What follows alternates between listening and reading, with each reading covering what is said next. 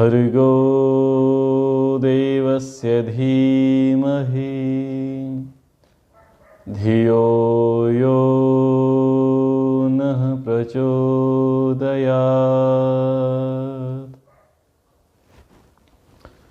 श्रीमद् भगवत गीता द्वितीय अध्याय और अब 31वें श्लोक से पढ़ना आरंभ करेंगे। 11वें श्लोक से लेकर के 30वें श्लोक पर्यंत चर्चा चली आत्मा की। आत्मा की चर्चा क्यों चली? क्योंकि अर्जुन ने हेतु दिया कि गुरु ने हत्वा, इस युद्ध भूमि में तो मैं अपने गुरुओं को मारूंगा, पितामह भीष्म को मारूंगा, अपने ही सगे संबंधियों को मारूंगा, तो अपने सगे संबंधियों को मारने से बेहतर है कि मैं भीख मांग करके अपना जीवन चलाऊं। तो श्री कृष्णचंद्र जी ने ये बताने का प्रयास किया कि जो खड़े हैं, जो दिखाई दे रहे हैं, वो शरीर है, और जिनके कारण से उनका शरीर टिका हुआ है, जो उनके अंदर विद्यमान है, वो आत्मा है।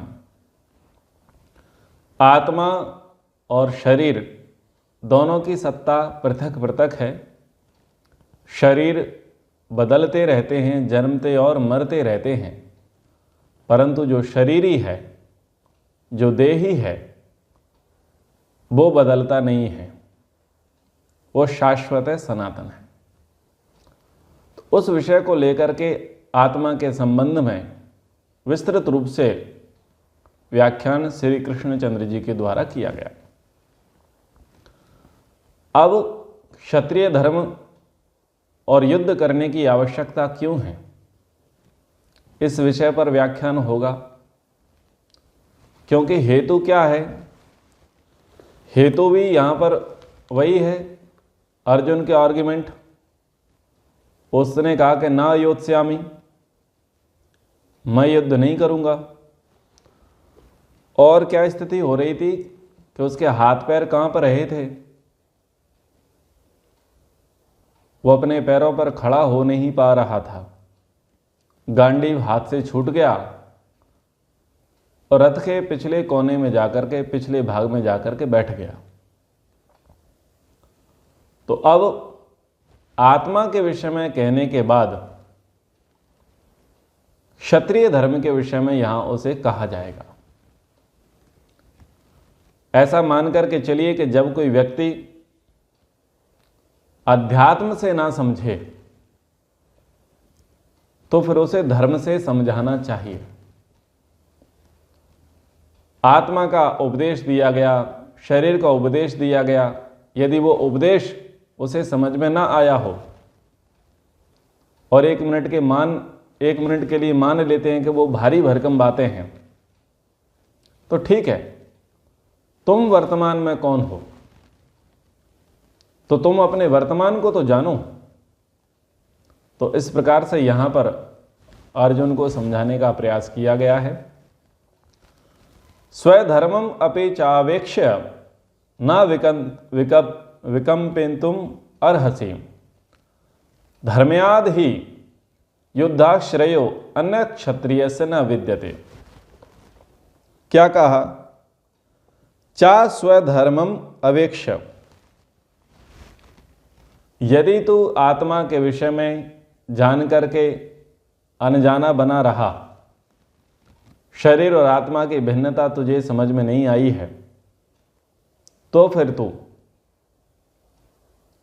स्वधर्मम अपि च अवेक्ष्य, अपने धर्म के प्रति देख।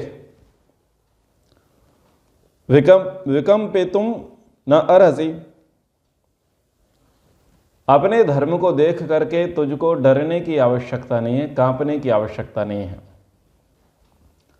क्योंकि उसने कहा कि गात्रम जो हैं वो संकुचित हो रहे हैं, कांप रहे हैं, मैं अपने पैरों पर खड़ा नहीं हो पा रहा हूं, मेरे हाथों से शस्त्र संभाले नहीं जा रहे हैं, और ना योत्स्यामि गोविंद, ना योत्स्यामि गोविंद, ऐसा कहकर के वो बैठ गया। तो यहां श्री कृष्ण जी उसी बात को लेकर के समझा रहे हैं कि तू अपने धर्म की ओर देख, कांप मत। मनुष्य को अपने धर्म को अवश्य देखना चाहिए। जब वो आगे पीछे का अधिक ना सोच सके तो वो कम से कम अपने वर्तमान को सोचे, और जो उसका वर्तमान कर्तव्य कर्म है उस कर्म से उसे पीठ दिखा करके नहीं भागना चाहिए। यदि इतनी बातें भारी पड़ी हों तो मैं सरल कह देता हूं कि एक पुलिस वाला हो, थानेदार हो, और वो गुंडों के आगे नतमस्तक हो जाए, डर जाए, ये सोचे कि मेरी बंदूकें तो कमज़ोर हैं और मुझे सीनियर से क्या लेना पड़ेगा, परमिशन लेनी पड़ेगी, आदेश लेना पड़ेगा, और ये बलवान है, मैं तो ड्यूटी बजाऊंगा, बाद में ये मेरा घर बजा देंगे। तो अपने घर को देख करके, परिवार को देख करके, और स्वयं को लगता है कि भाई मैं तो मारा जाऊंगा, तो वो व्यक्ति यदि उनके अगेंस्ट कार्रवाई ना करे तो बताओ उसका टीआई होना, सूबेदार होना, लेफ्टिनेंट होना, जनरल होना, कर्नल होना शोभायमान है? आप जिस पद पर नियुक्त हैं और आप अपनी ड्यूटी नहीं कर पा रहे हैं, आप डर रहे हैं, तो आपको उस पद पर रहने का कोई अधिकार नहीं है। समझ में आ रहा है? स्वधर्मम अपि चावेक्ष्य। हर व्यक्ति को अपने धर्म को देखना चाहिए। एक सर्जन है जिसका कार्य है सर्जरी करना। अगर सर्जरी करने वाला डॉक्टर सर्जरी करते समय अगर उसके हाथ कांपें तो क्या सर्जरी सक्सेसफुल होगी? नहीं होगी। तो यदि उसके हाथ कांपते हैं तो क्या उसे सर्जन होना चाहिए? नहीं होना चाहिए। यदि कोई अध्यापक हो और अध्यापक ये कहे कि ठीक है पोस्ट तो मिल गई है लेकिन मैं तो ऊब जाता हूं, पक जाता हूं, मुझे नहीं पढ़ाना, मेरा पढ़ाने में मन नहीं लगता, क्या करना है? बोले मुझे तो मजदूरी करनी है, खेती करनी है, तो क्या उसका अध्यापक होना सार्थक है? निरर्थक है। तो यह है स्वधर्मम चा अपि अवेक्ष्य। मनुष्य को अपने धर्म की ओर देखना चाहिए। कोई स्त्री कहे कि विवाह तो कर लिया है लेकिन संतान उत्पत्ति नहीं करूंगी, तो यदि वो संतान उत्पत्ति ना करे तो उसका स्त्री होना सफल माना जाएगा? उसका पत्नी होना सफल माना जाएगा? नहीं माना जाएगा। वो डरे उसकी विभीषिका से कि गर्भ धारण करना तो बड़ा कठिन है, तो उसकी विभीषिका से अगर डरेंगे तो सोचना पड़ेगा कि क्या आप अपने धर्म में हैं या नहीं। किसी ने स्वीपर का दायित्व ले रखा है और उसका काम है झाड़ू लगाना, और वो ये कहे कि मुझे तो डस्ट लगती है और इससे मुझे श्वास फूल जाती है, मुझे एलर्जी होती है, लेकिन भर्ती किसके लिए की हुई है? झाड़ू लगाने के लिए। तो बताओ उसका झाड़ू लगाने वाला जो कर्म है, जो उसने ज्वाइनिंग की है, क्या वो सार्थक है? सार्थक नहीं है। गीता यही कह रही है कि जब आप ज़्यादा बुद्धि लगाएं, और ज़्यादा बुद्धि लगाने से आपकी बुद्धि फैल हो जाए, तो आप इतनी बुद्धि तो लगा लो कि आप कहाँ खड़े हो और आप कौन हो। गीता ये कहती है। अगर आप ये जान जाओगे, ये समझ जाओगे कि आप कौन हैं और कहाँ पर खड़े हैं, तो आप डरोगे नहीं। और यदि आप डर रहे हो तो आपका उस पद पर होना व्यर्थ है। अगर सैनिक जिसकी आर्मी में, सीआरपीएफ में, बटालियन में, आईटीबीपी में, बीएसएफ में भर्ती हो, कड़ी मेहनत मशक्कत करके वो फिजिकल पास करे, वर्ष भर की ट्रेनिंग पर जाए और सीमा पर पहुंच जाए और वहां पर उसे अहिंसा याद आ जाए, तो क्या उसका सैनिक होना सार्थक है? निरर्थक है। तो गीता ये कह रही है कि आप जिस धर्म में हैं, जिस पोजीशन पे हैं, उस पोजीशन पर आकर के आपको डरना नहीं चाहिए। यदि आप डर गए हैं तो आप जीते जी मरे के समान हैं। इसलिए कभी भी व्यक्ति को विचलित नहीं होना चाहिए, डरना नहीं चाहिए, कांपना नहीं चाहिए। उसे देखना चाहिए कि व्हाट आवर ड्यूटी, मेरी ड्यूटी क्या है, मेरे कर्तव्य क्या है। और फिर क्या कहा,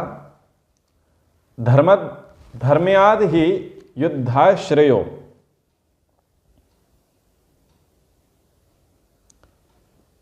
क्षत्रिय से धर्मात् युद्धात् अन्यत् श्रेय न विद्यते।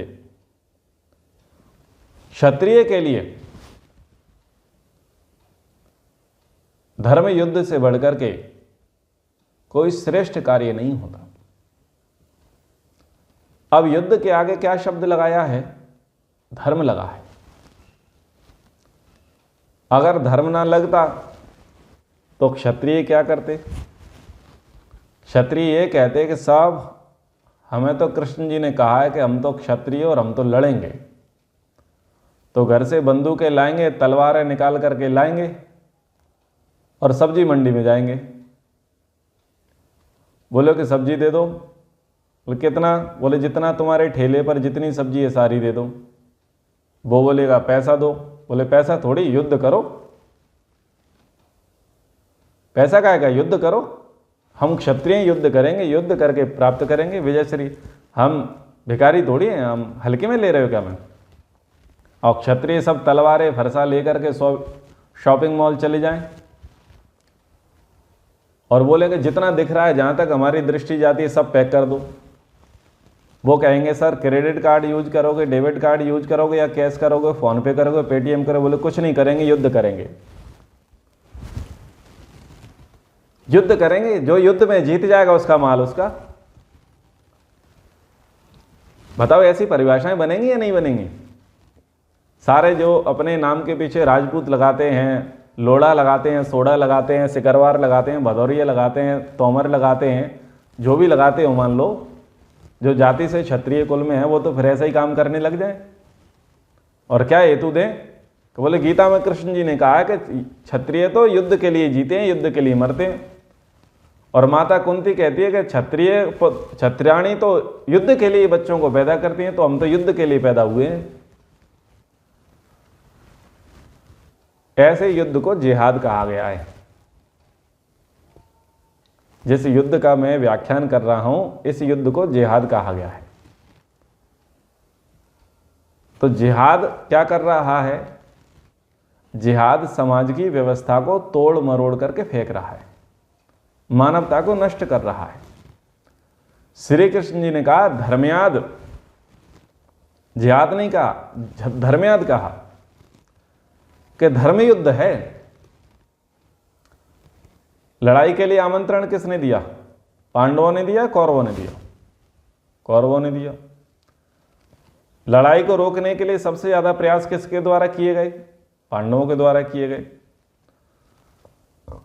और अधिकार किनके छीने गए, कौरवों के या पांडवों के, पांडवों के छीने गए।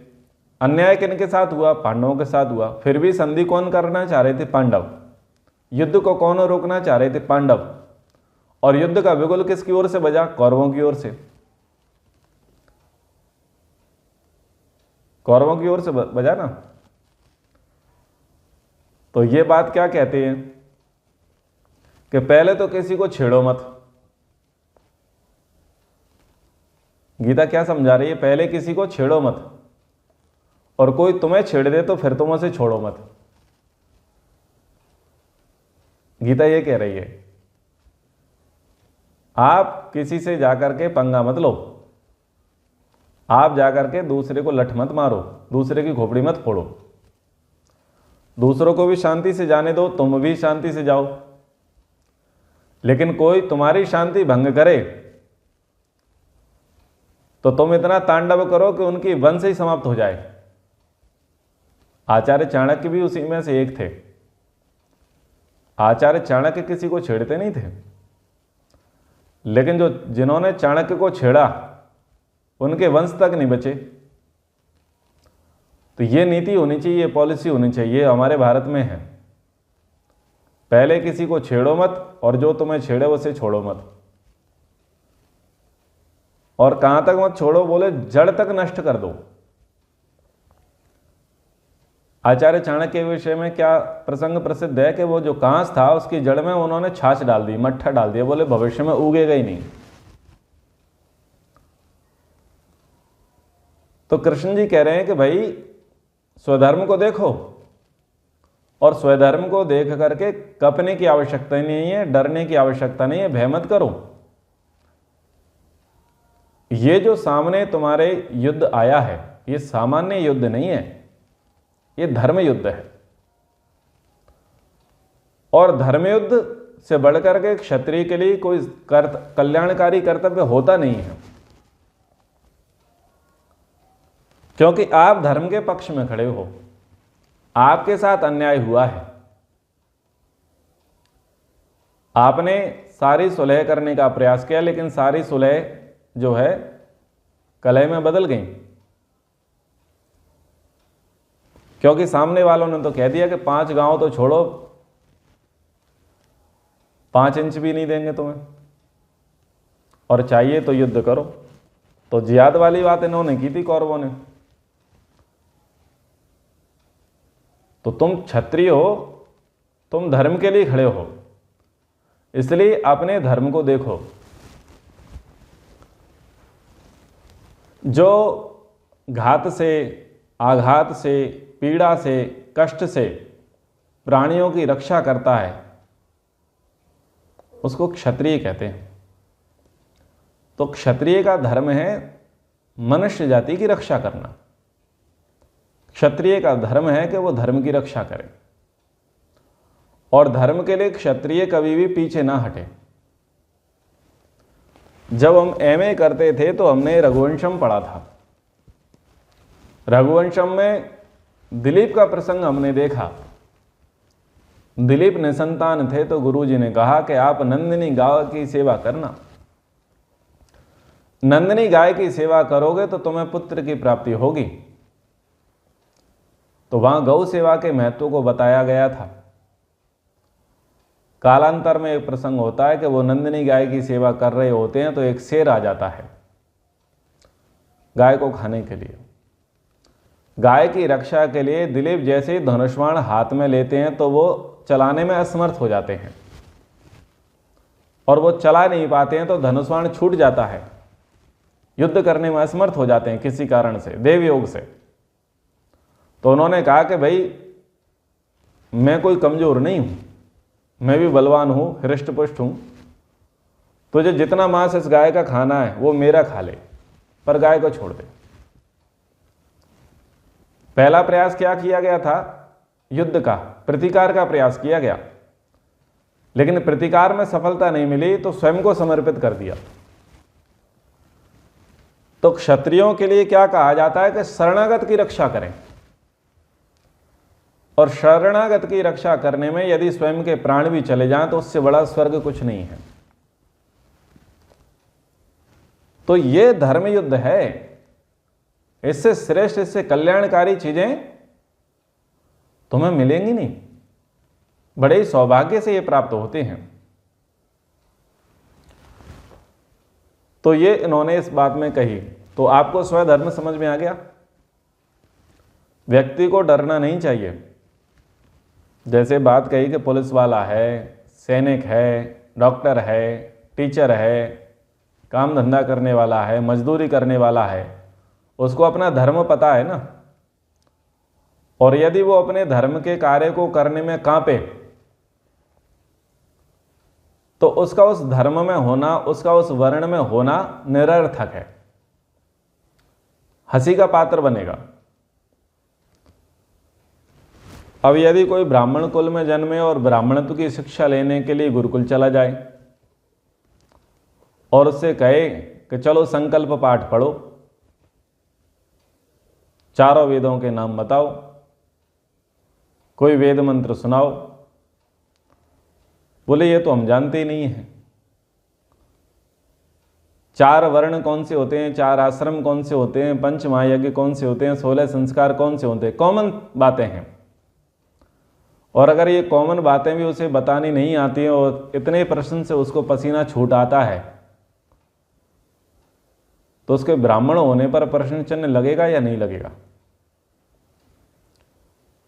अब कोई व्यापारी की गद्दी पर जाकर के बैठ गया है, सेठ बन गया है, और उससे पूछा गया 11 12 13 कितने होते हैं,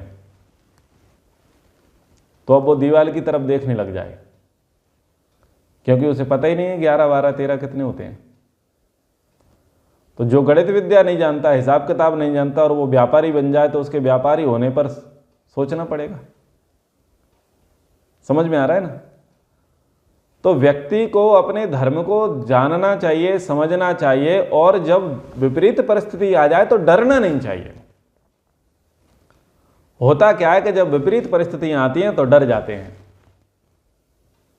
जैसे कि कहा कि दरोगा या एसआई है या एएसआई है जो फील्ड में गए हुए हैं और वो अपराधियों से डरने लग जाएं, तो जिनका काम है समाज को अपराधियों से मुक्ति दिलाना, दुष्टों से मुक्ति दिलाना, और वही अपराधियों के आगे पानी भरने लग जाएं, तो उनकी स्थिति शोचनीय है। यत् श्रेया चोपपन्नाम स्वर्ग द्वारम अपावृतम सुखिना क्षत्रिया पार्थ लभन्ते युद्धम ईदृशम। यत् श्रेया चोपपन्नम, हे पार्थ, यत् श्रेया उपपन्नम, अपने आप प्राप्त हुए और अपावृतम स्वर्ग द्वारम, खुले हुए स्वर्ग के द्वार रूप, ईदृशम, इस प्रकार के युद्ध को सुखिना, भाग्यशाली लोग, क्षत्रिय प्राप्त करते हैं। यानी क्षत्रिय के लिए युद्ध के लिए इनविटेशन किसने नहीं दिया था?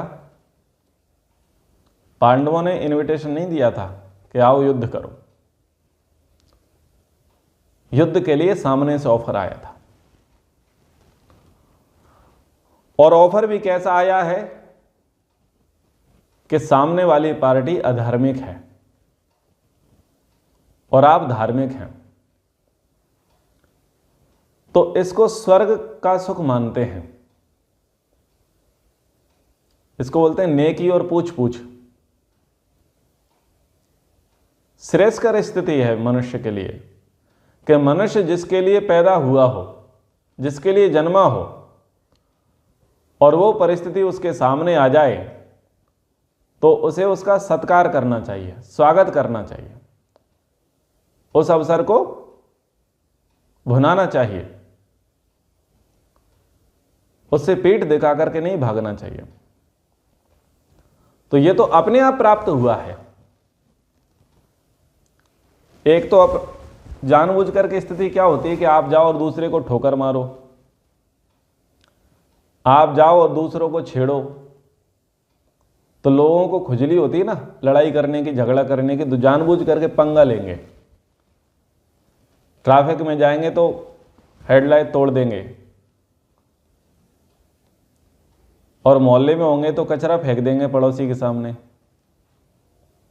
पड़ोसी के घर के सामने।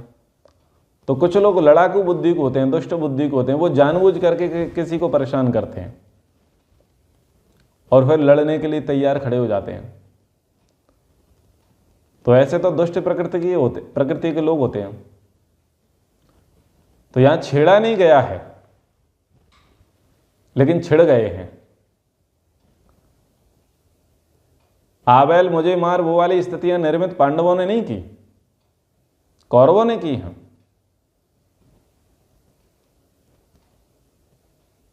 तो फिर देर किस बात की, डर किस बात का, संशय किस बात का? उठो और युद्ध करो। यह तो खुला हुआ स्वर्ग का द्वार है। स्वर्ग का द्वार क्यों है? स्वर्ग यानी प्रसिद्धि। किस प्रकार से समझें कि कोई आतताई व्यक्ति हो, दुष्ट प्रकृति का व्यक्ति हो, अधर्मी हो, दुराचारी हो, वो आए और आप मोहल्ले वालों को, गली वालों को, कॉलोनी वालों को परेशान करे, पीड़ित करे, प्रताड़ित करे, और आपके कॉलोनी में कोई छुट्टी पर आया हुआ जवान हो अथवा सेना की तैयारी कर रहा कोई लड़का हो अथवा सेना से रिटायर्ड कोई अफसर हो। विभाग क्या है उसका? क्षत्रिय का। तो वो तो शांति से घर पे अखबार पढ़ रहा था, समाचार देख रहा था, उसने देखा कि मोहल्ले में मामला गड़बड़ है। वो निकला और वो तो इसमें महारथी था लड़ने में, और उसने उस दुष्ट की ठुकाई लगा दी दम से। तो ये स्वर्ग का द्वार था। पूरे मोहल्ले वालों को उस दुष्ट से उस व्यक्ति ने बचा लिया। तो बचा लिया तो श्रेय मिला, प्रसिद्धि मिली, शुभकामनाएं मिली। किसकी मिली? मोहल्ले वालों की। किसको मिली? उस युवक को, उस छुट्टी पर आए हुए जवान को, उस रिटायर्ड अफसर को। तो यह है स्वर्ग का द्वार, यानी प्रसिद्धि।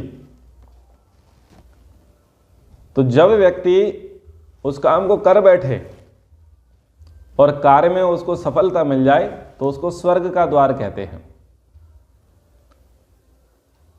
किसी को हार्ट अटैक जैसी कंडीशन आ जाए और कोई एमबीबीएस कर रहा हो और वो आपके गली मोहल्ले में रहता हो, अभी उसकी प्रैक्टिस आरंभ हुई नहीं है, लेकिन अपनी शिक्षा के बलबूते पर, अपनी सूझबूझ से जिसको हृदयघात आया उसका वो प्राथमिक चिकित्सा कर देता और उससे वो उसकी जान बच जाती है। तो जो निर्धारित डॉक्टर है वो कहता है कि भाई इनकी चिकित्सा किसने की, अगर लेट हो जाते तो ये मर जाते। तो बोले एक हमारे मोहल्ले में एक स्टूडेंट हैं जो एमबीबीएस की तैयारी कर रहे हैं, उन्होंने इसकी चिकित्सा की। तो ये स्वर्ग का द्वार है, ये प्रसिद्धि है। यानी आप उस फील्ड में थे, आपके सामने वो अपॉर्चुनिटी आई और आपने उस अपॉर्चुनिटी को स्वीकार किया, आप डरे नहीं, आपने उस चुनौती को एक्सेप्ट किया और आपने अपना 100% दिया उसमें, और आपको उसमें सफलता मिली।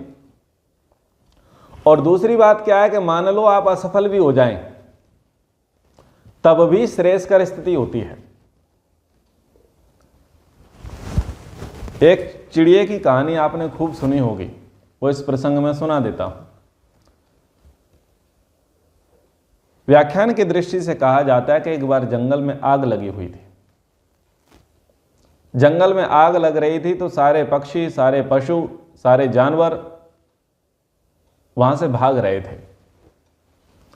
लेकिन एक चिड़िया ने देखा कि जंगल जल रहा है, हमारा घर जल रहा है, तो वो दूर जाती, उड़ान भरती, अपनी चोंच में कुछ पानी की बूंदें लेके आती और आग पर डालती। बार बार वो इसी काम को कर रही थी। तो दूसरे जानवरों ने कहा कि तेरे इस प्रकार से चोंच में बूंद भर करके पानी लाने से क्या ये भयंकर भीषण आग बुझ जाएगी? वो कहती है कि मैं जानती हूं कि मेरा ऐसा करने से आग बुझेगी नहीं, लेकिन जब इस अग्निकांड की विभीषिका पर इतिहास लिखा जाएगा, इस जंगल की आग पर इतिहास लिखा जाएगा, तो मेरा नाम आग बुझाने वालों में आएगा और आपका तमाशा देखने वालों में आएगा। समझ में आ रहा है? आजकल तमाशा देखने वाले होते हैं सड़क पर मोबाइल निकाल करके वीडियो बनाने वाले, ये तमाशबीन लोग हैं। और सड़क दुर्घटना को प्राप्त हुए या घायल हुए या किसी प्रकार से भौतिक या दैविक योग से किसी की स्थिति बिगड़ गई है, तो जो उसकी सहायता कर रहा है, तो वो सहायता करने वाला स्वर्ग के द्वार पर है। तो जब भी आपको अपने वर्णाश्रम धर्म के अनुसार कुछ कार्य करने का सुअवसर प्राप्त हो तो डरना नहीं चाहिए, अपना बेस्ट देने का प्रयास करना चाहिए। और इसी को स्वर्ग का द्वार कहा है। तो हे पार्थ, अपने आप प्राप्त हुए और खुले हुए स्वर्ग के द्वार रूप इस प्रकार के युद्ध को भाग्यवान क्षत्रिय लोग ही पाते हैं। तू तो क्षत्रिय है, भाग्यवान है, इसलिए तुझे डरना नहीं चाहिए। अत चेत्वम इमं धर्म्यम संग्रामम न करिष्यसि तथा स्वधर्मम कीर्तिम चा हित्वा पापम अवाप्स्यसि। अब और उसे समझाया जा रहा है। अत चेत त्वम इमं धर्म्यम, किंतु यदि तुम इस धर्म्यम धर्मयुक्त संग्रामम युद्ध को ना करिष्यसि नहीं करेगा, तथा स्वधर्मम च कीर्तिम हित्वा पापम अवाप्स्यसि, तो तू स्वधर्म और कीर्ति को खोकर पाप को प्राप्त होगा।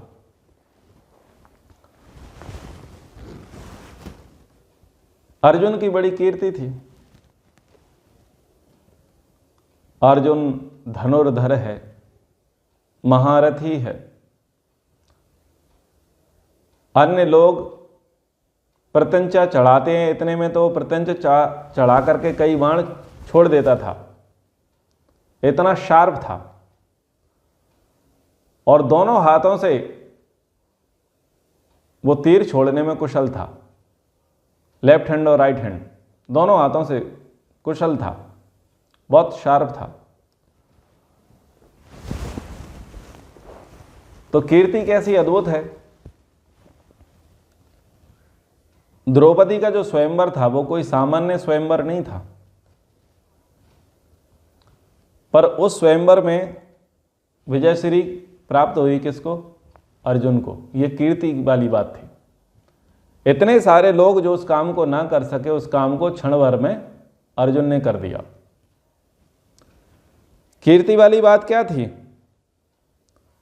जब कौरवों की और पांडवों की परीक्षा ली जा रही थी द्रोणाचार्य के द्वारा, तो पूछा कि बताओ पेड़ पर क्या दिख रहा है, तो किसी ने कुछ बताया, किसी ने कुछ बताया। अर्जुन ने कहा मुझे आंख दिख रही है। यह कीर्ति थी। कीर्ति क्या थी अर्जुन की? जिस कीर्ति की चर्चा यहां तक तो आई नहीं है, लेकिन वो कीर्ति बाद में पता चलती है। जब युद्ध समाप्त होता है, पितामह भीष्म घायल होते हैं, तो पितामह भीष्म कहते हैं कि भाई पानी पीना है। तो कीर्ति यही थी, बोले जिसने बिस्तर लगाया है पानी का प्रबंध भी वही करेगा। शरसैया को बांधने वाला कौन था? अर्जुन था। तो जब जिसने बिस्तर लगाया है तो पानी का प्रबंध भी वही करेगा। यह कीर्ति थी अर्जुन की।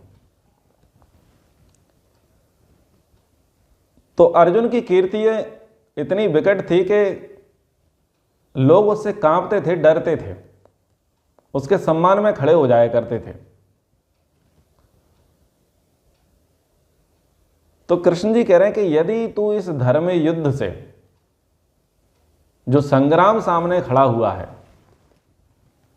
जो संघर्ष की स्थिति आज बन गई है, जो धर्म संग्राम तेरे सामने उपस्थित हुआ है, यदि तू इसको नहीं करेगा तो जो तेरा स्वधर्म है और जो तेरी कीर्ति है वो मिट्टी में मिल जाएगी। सब थू थू करेंगे। और किसको प्राप्त हो जाएगा तू? पाप को। पुण्य को प्राप्त नहीं होगा, पाप को प्राप्त होगा। अकीर्तिम चापि भूतानि कथयिष्यन्ति ते व्ययाम संभावितस्य चाकीर्ति मरणादि अतिरिच्यते। जब ये अकीर्ति तुझे प्राप्त होगी,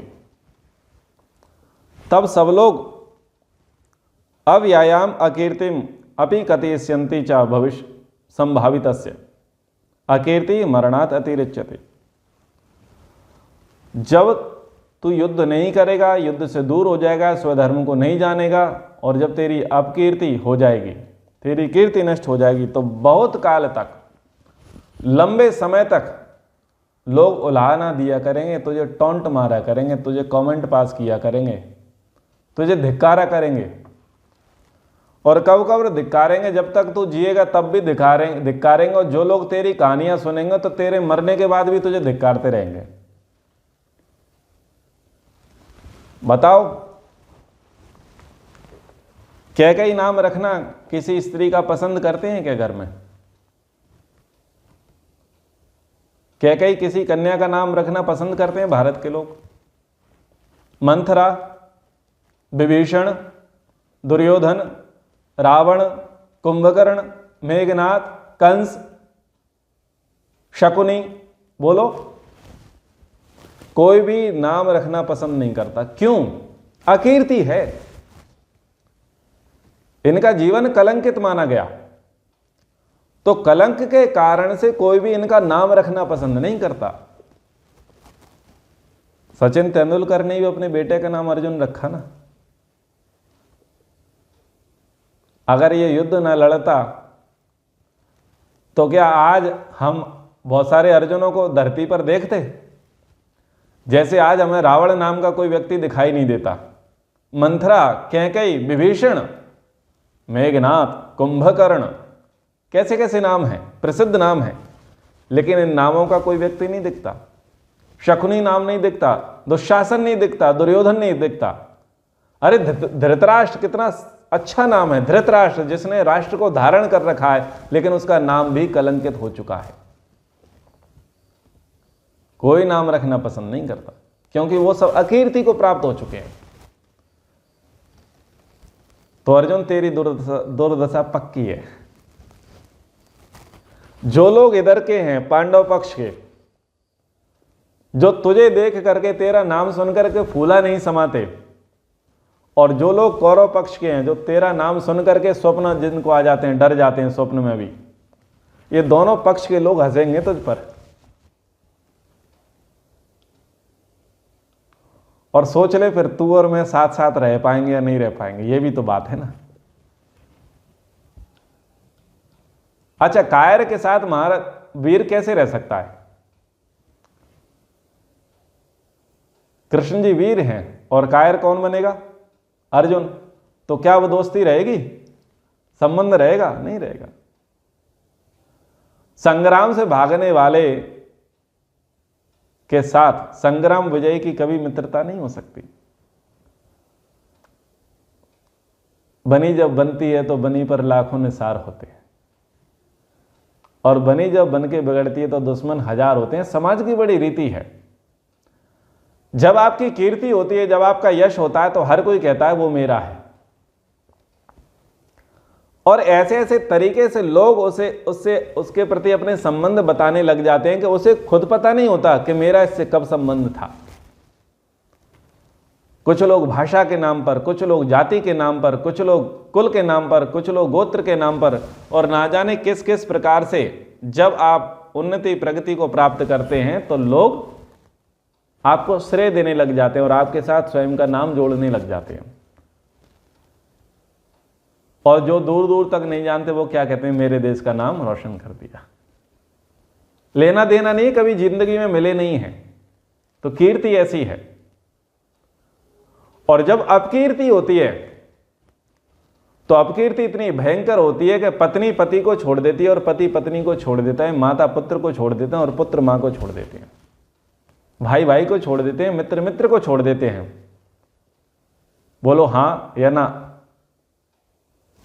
छोड़ देते हैं। अपकीर्ति जैसे हुई, सब लोग किनारा काट लेते हैं, इनसे हमारा कोई लेना देना नहीं है।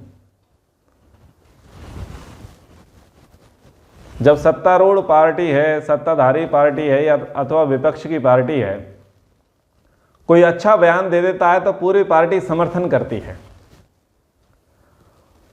और यदि किसी बयान पर कंट्रोवर्सी हो जाती है, मीम्स बनने शुरू हो जाते हैं, धुतकारा जाता है, तो पार्टी उसके बयान से किनारा कर लेती है और क्या बोलती है, हम इससे सहमत नहीं, वो उनका व्यक्तिगत मत है। समाज में ऐसा है, हाँ या ना? तो बनी जब बनती है, बनी पर लाखों निसार होते हैं, और बनी जब बन के बिगड़ती है तो दुश्मन हजार होते हैं।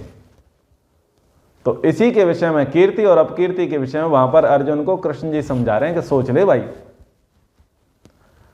ये जितने दिख रहे हैं ना आजू बाजू, ये तेरी तरफ कोई भी करवट करके सोएगा भी नहीं, इतनी भयंकर स्थिति हो जाएगी तेरी। तो बहुत काल तक तेरे विषय में ऐसे कथन करेंगे जो संभव ही नहीं है, और उनको भी तेरे हिस्से में, तेरे खाते में जोड़ दिए जाएंगे। ऐसी बातें कही जाएंगी जो तेरे विषय में कहनी नहीं चाहिए, लेकिन फिर भी कहने लग जाएंगे। ये अपकीर्ति इतनी भयंकर होगी कि तू जीते जी मरे के समान हो जाएगा, तेरा जीना दूभर हो जाएगा। आज भी व्यक्ति पर यदि कलंक लग जाए तो उसका घर से बाहर निकलना बड़ा मुश्किल हो जाता है। वो जिंदा लाश बनकर के जीवन में, समाज में जीता है। अपकीर्ति इतनी भयंकर है। अपकीर्ति यानी कलंक, बेइज्जती, अपमान, ये बहुत भयंकर होता है, मौत से भी भयंकर होता है। क्योंकि मरने से तो क्या होता है, छुटकारा मिल जाता है, लेकिन कलंक से कभी छुटकारा नहीं मिलता। ये कलंक जीते जी भी लगा रहता है और जीने मरने के बाद भी लगा रहता है। इसलिए अर्जुन, कलंकी मत बन, अपकीर्ति को प्राप्त मत कर। तो और भी इस प्रसंग को हम समझेंगे आगे। 35वां, 36वां, 37वां, 38वां जो श्लोक है क्षत्रिय धर्म के संबंध में, उसको आगे पढ़ेंगे। समय हो गया है तो कक्षा को यहीं पर विराम करते हैं। कक्षा का सार आप समझ जाइए, स्वधर्म को समझिए, अपने धर्म का पालन करिए। धर्म के पालन करने में कभी भी कांपना नहीं है, डरना नहीं है। लड़ जाओ, मर जाओ, वो श्रेष्ठ है। डर जाओ, वो श्रेष्ठ नहीं है। पीछे भाग जाओ, वो श्रेष्ठ नहीं है। ठीक है।